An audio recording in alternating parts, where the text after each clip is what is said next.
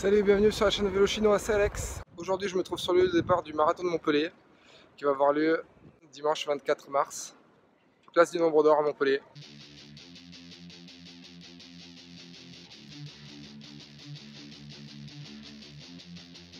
Cette vidéo, c'est un peu pour les coureurs, mais surtout un appel pour les spectateurs à ne pas hésiter à venir nous encourager dimanche 24 à Montpellier. Il va certainement faire soleil, il va certainement faire beau.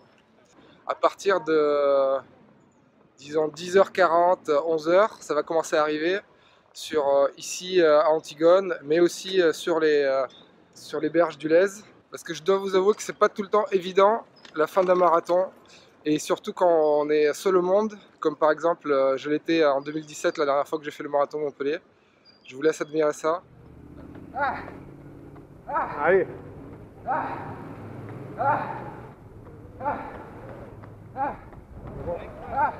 Alors c'est pas très joyeux, donc je vais essayer de vous faire l'article des endroits où vous pouvez venir encourager les coureurs qui prendront le départ du marathon. Je vous raconte un peu le marathon de Montpellier en me basant sur cette plaquette trouvée sur le site de montpellier.fr. Donc le départ qui aura lieu à 8h30, place du Nombre d'Or, et les relais 20 minutes plus tard, 8h50. Et l'arrivée, donc, le semi à partir de 9h30, le marathon à partir de 10h40 et les relais à partir de 11h.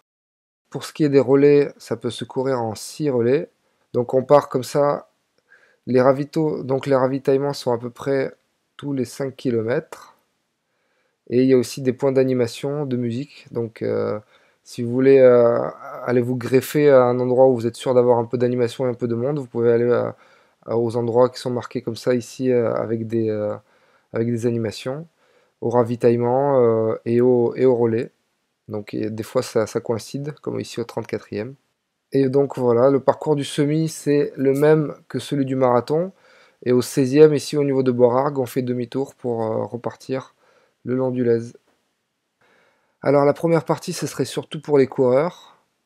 Donc si vous vous engagez sur le marathon de Montpellier, normalement, comme sur tout marathon, le début va vous sembler facile, mais ne vous emballez pas quand même, parce que c'est en montée. Et on part comme ça de Antigone. On contourne, on passe sur le pont Zuccarelli, hop, et on passe sur l'avenue de la Pompignane. Et là, rien de bien sexy, ça va être un peu vide à cette heure-ci. Et en faux plat montant, au début du trajet ici, jusqu'à la RN 113, où on va aller jusqu'à Castelnau, ici. Et ici, en fait, on continue, on a un petit creux, on passe par le Spa Verchamp, ici. Très jolie adresse à Montpellier, spa, restaurant, tout ça. Et on enchaîne sur l'espace Gramont, où on passe vers le 10e kilomètre, au point culminant du parcours. Donc là, c'est pas énorme, et à ce moment de la course, c'est pas trop fatigant, mais faut pas s'emballer, ça sert à rien de cramer des batteries ici, parce que après, c'est tout en descente. On redescend ici, on redescend jusqu'au centre commercial Odysseum, où ils nous font faire une boucle par Odysseum, ici. On fait un tour, on revient,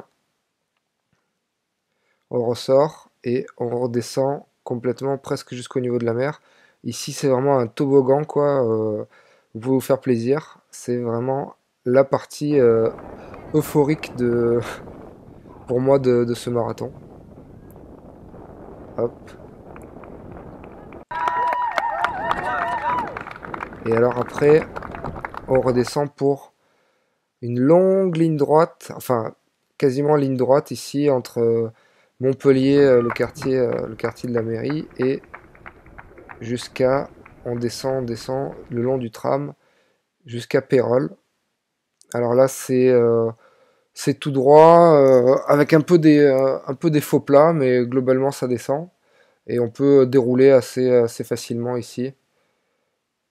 Ici le demi-tour du semi se passe là vers le 16e. au niveau de Bois-Rargues. Donc les Bois-Rarguais, n'hésitez pas ici le matin. Coucou à ma belle famille d'ailleurs qui est de Bois-Rargues. Donc n'hésitez pas à sortir ici au feu du tram, encourager les coureurs. Et donc on déroule jusqu'à Pérols. On tourne là et on passe dans les arènes où il y a un passage de relais. Il y a un des relais qui se passe à Pérols.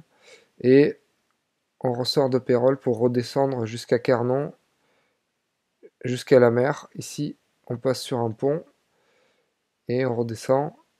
Donc là, ça va être légèrement modifié. Je crois qu'on va passer encore plus en front de mer cette année. Et après, la fameuse ligne droite de la plage entre Carnon et Palavas, où on va être exposé aux 4 vents. Donc là, il faut s'accrocher, même si c'est tout plat. Il risque d'y avoir du vent et je pense qu'il faut vraiment s'accrocher ici et rester groupé si vous pouvez. Voilà. Après, on passe par le parc du Levant à Palavas. Il y a un relais aussi ici, je crois, aux arènes.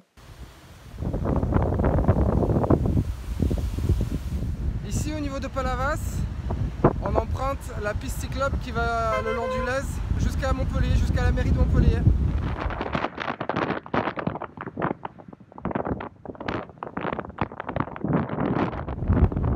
Là, clairement, s'il y a autant de vent dimanche 24 mars, il faudra oublier les records, je pense, parce que ici, il y a une dizaine de kilomètres à faire le long du Lez. S'il souffle dans la même direction, c'est-à-dire en venant de Montpellier, ça va être très dur.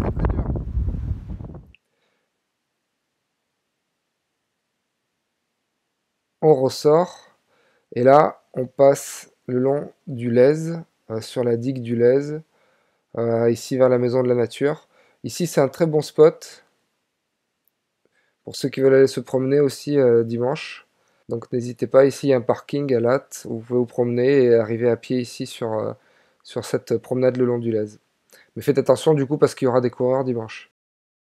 Ici on va passer sous la voie rapide de Latte et sous le pont pour enchaîner la deuxième partie le long du Lez. Ici ça peut être un très bon endroit aussi pour encourager les gens ici le long du pont quand les gens vont tourner pour passer sous le pont. Ici, je pense qu'il y aura des barrières et c'est un endroit sympa pour encourager les coureurs. On arrive à Latte, 34e kilomètre. Là, c'est le money time. Il faut remonter sur la digue. Ici, on passe son temps à descendre et remonter sur la digue du Lez. Donc, c'est à chaque fois, ça peut être assez. À cette distance-là, ça peut être déjà assez usant pour les mollets. Et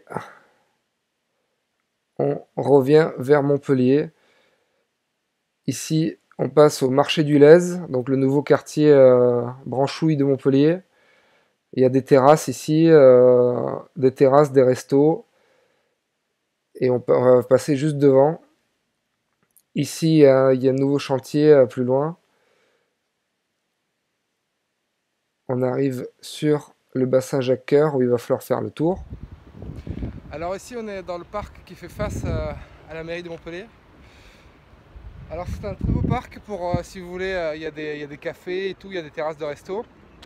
Si vous voulez venir avec vos enfants, il y a des aires de jeu. Mais pour les athlètes, le jour du marathon, malheureusement, ici en fait, le parcours rentre sur ce parc. Il faut faire le tour du lac là, le tour du bassin et repartir ici. Pour l'avoir vécu, c'est assez horrible comme sensation. De devoir faire un tour comme ça pour rien entre guillemets, pour repartir là-bas sur le pont. Tour. Et on va retraverser. Et ici, le parcours va être un peu différent. On va passer par ici, on fait le tour, on remonte jusqu'au pont précédent et on fait le tour un peu derrière les immeubles pour revenir devant la mairie.